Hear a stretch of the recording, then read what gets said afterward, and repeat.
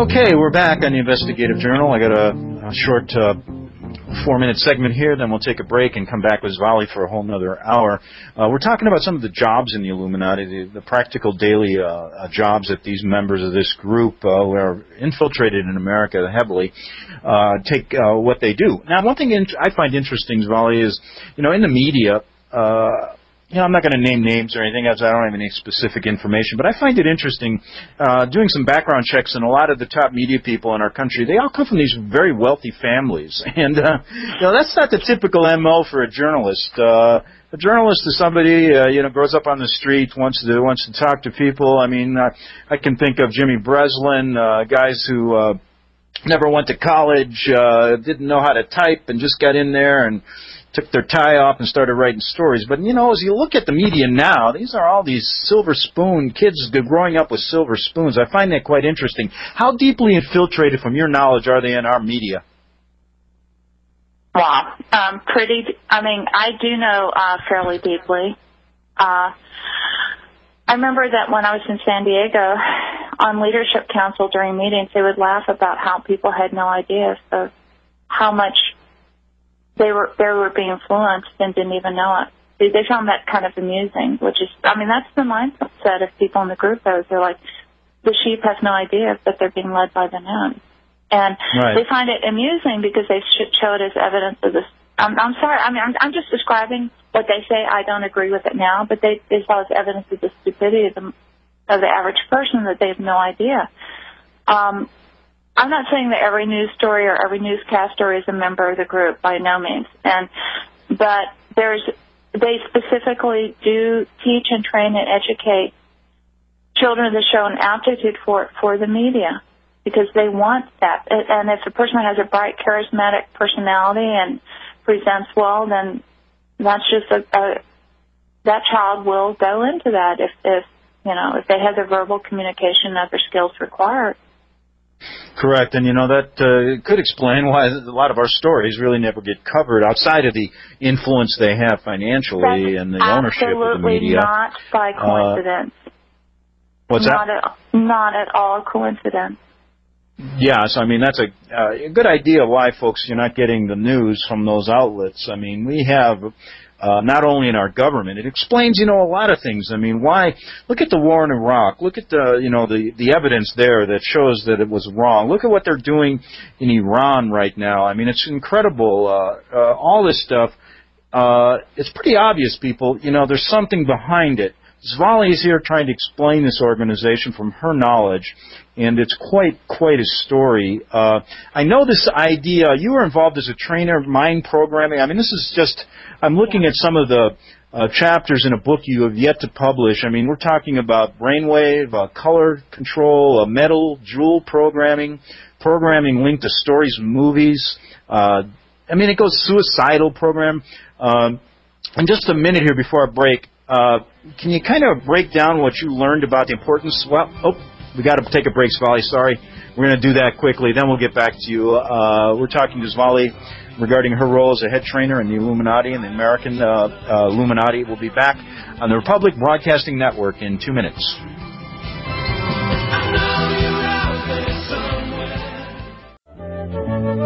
Okay, we're back on the Investigative Journal. One more hour, we're talking to Svali, and she was a head trainer in the Illuminati. Svali, what type of programming do they actually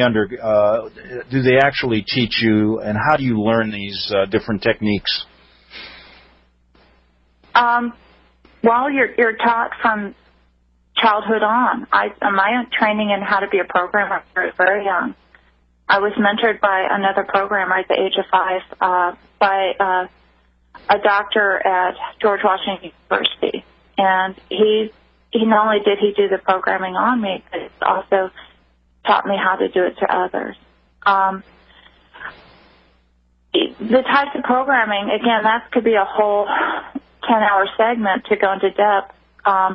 Just briefly, from the time a child's an infant, all through their life, basically, they're tested, they're profiled. The trainers can create a psychological profile, and then they update it frequently. And basically, they're trying to install in the child the ability to obey, loyalty to the group, and the ability to do their job within the group.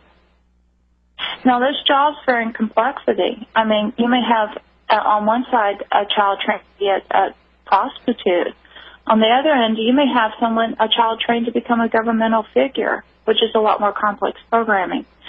But as long as the loyalty to the group is instilled first, and that's the first and foremost programming always installed, then no matter what their eventual role is, they will remain loyal, and that becomes their first loyalty.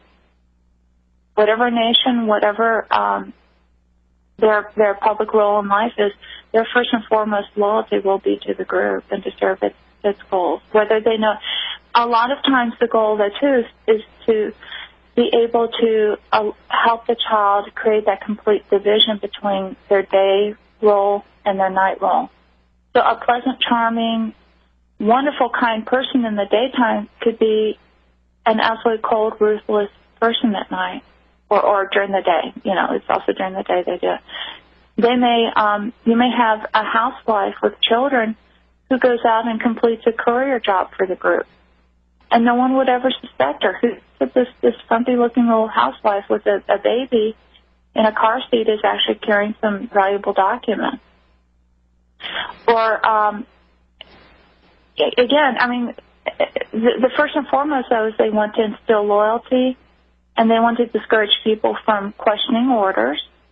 They really don't want you questioning that, and they want you to obey their directives. And should people show signs of not doing that, then they go in for tips. Actually, people are being programmed all through their life. We used to call them tune-ups, you know, and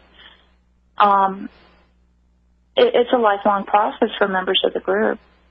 So, you know, we have a minute here before our break, and then we'll get back and get in depth in some of these areas. But what went wrong with you? I mean, the dropout rate probably is very low, considering the number of, considering the training. But what went wrong with you? They somehow missed something. When I was very young, I absolutely believed in the goals of it. You never saw a more loyal group member. I thought that they were saving the world. I thought that we were doing a wonderful thing. But the older I got, I started to see the methods that were being used were so wrong, and that the end did not justify the means. I became increasingly cynical, partly because I saw what I was doing to people. I was lying to them. I was manipulating them. I was telling them things that weren't true. And I remember questioning this, thinking, I was told lies as a child too then. I was manipulated. And finally, you know, things like that, you start to question as an adult the things you believe. All right, we're gonna take a break, Svali. We'll be back in 3 minutes on the Republic Broadcasting Network.